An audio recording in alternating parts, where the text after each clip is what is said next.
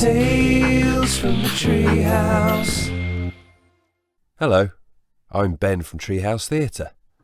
I'm going to tell you a story, an old story, a myth or legend. These stories have been with us for hundreds, sometimes thousands of years. There are stories like them in every society and every ancient civilization that the world has ever seen.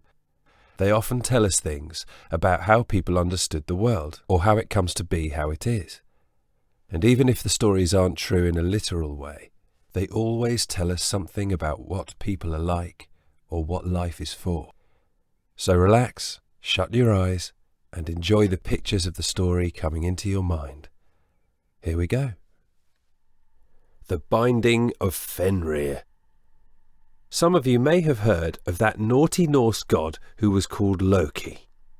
Loki was one of those gods that sometimes helped the other gods and sometimes didn't. He was a trickster god. He got up to lots of different kinds of mischief.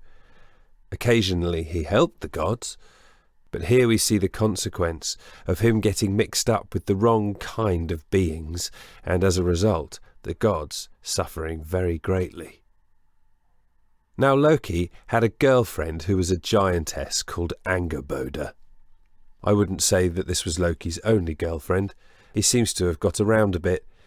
But obviously this wasn't a good girlfriend for him to have as far as the gods were concerned, because the giants were the enemies of the gods. And the name Angabooa means one who abodes in anguish. Not a good sign. She and Loki had 3 children. The first one was a wolf called Fenrir.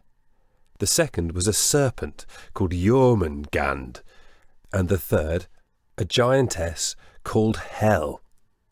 Now the gods were good at reading signs and prophecies, and they saw that these 3 beings were going to cause them a lot of trouble, and so they decided to do something about them. They were brought to Asgard.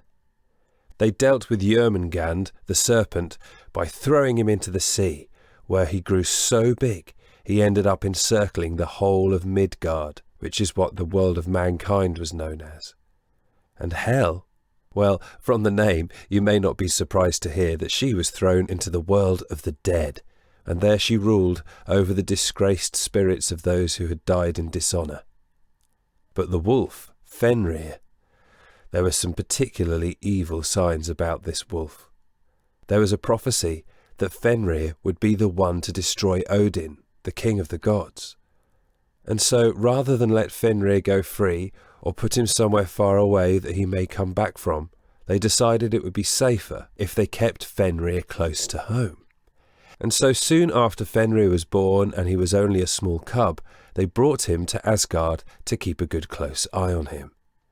The god of war and the law and justice, who was called Tyr, fed this wolf daily, and the gods watched in horror as this wolf grew and grew and grew, that it became so large and strong that they were terrified that they wouldn't be able to control it any longer. And so they decided to try and trick it into being chained up, so they could keep control of it that way. Thor, using his hammer, made a set of chains, which would surely be strong enough to hold this wolf. They took the chains to Fenrir, and Odin said, "Nice doggy. Listen, we thought it might be fun to see if you could break out of these chains. You're getting so strong. Why don't we see if you can? Won't you accept our little challenge?" Fenrir looked at the chains and laughed. "Yes, why not? It doesn't look like a problem to me." And so they wrapped the chains around and around and around the wolf, then stepped back to see what Fenrir could do.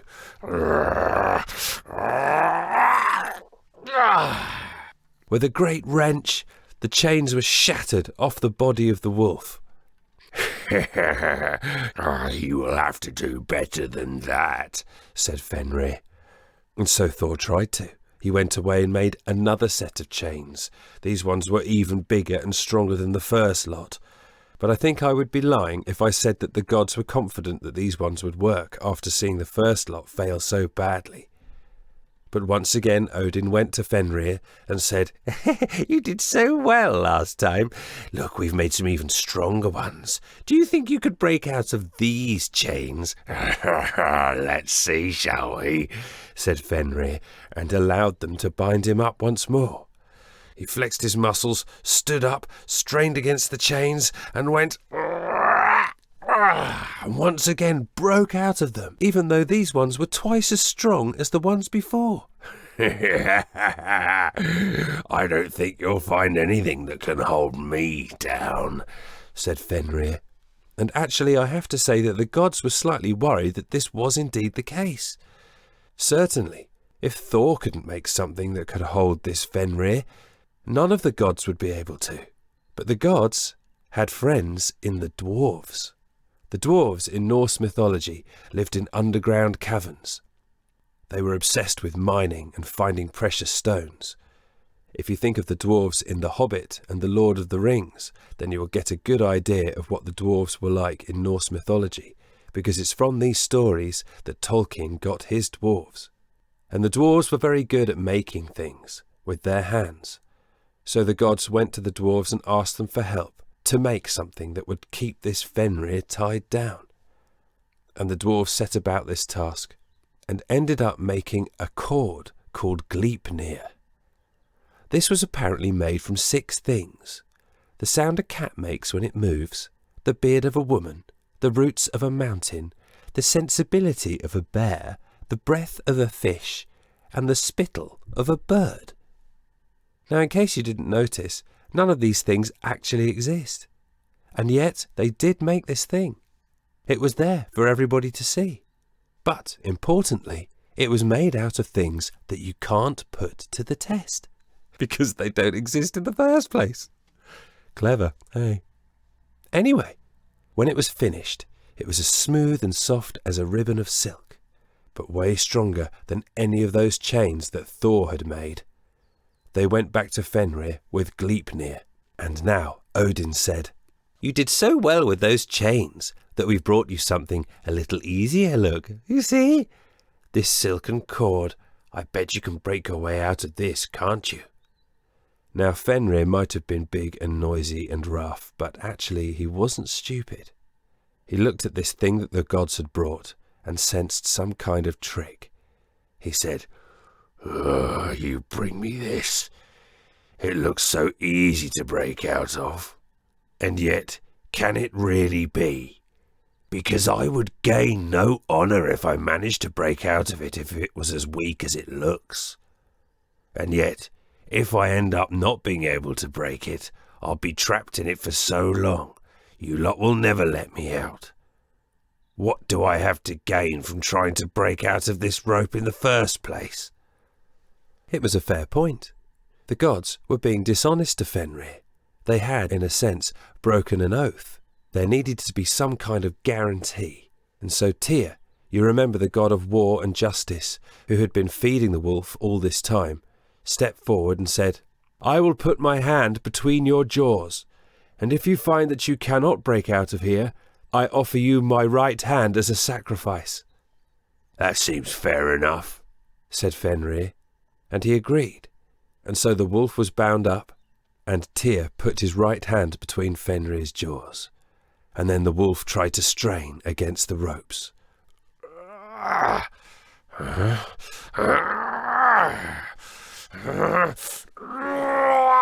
No matter how hard he tried, Gleipnir would not break. It really was made of stronger stuff than any of the gods could have managed, and much stronger stuff than Fenrir could hope to ever break out of. In anger, he bit off Tyr's hand and swallowed it whole. And Tyr became the one-handed god. And Tuesday was his day, as in Tyr's day. Tuesday, you see? That's where we get the name for that day of the week from. Meanwhile, thrashing and raging, Fenrir was extremely cross, and the gods knew that they had to make the most of this opportunity to put him out of harm's way. They brought him to an island in the middle of a lake, and there they attached Gleipnir to a huge boulder that they buried deep within the ground. It was such a big and amazing boulder, it had a name. It was called Gjöll, And just to make sure that that boulder couldn't be pulled out of the earth, they fixed it even deeper using a huge stone as a fastening peg. And that stone was so big and strong that had a name as well. It was called Viti. The wolf was so angry at this, it opened its mouth in a frightful howl, and as it was howling, "Arroo!" They took a sword, they put the hilt of it on his bottom jaw and the point of it into his upper jaw so that his mouth was wedged open forever, and they left him there, howling non-stop, and the drool dripping out of his open mouth ended up forming a river. So now they could leave Fenrir there, apparently not having to worry about him. But the prophecy in the end did come true. Ragnarok was the name given to the last battle at the very end of days. And on that day Fenrir was released, and he did end up swallowing Odin whole in the battle. But that is another tale.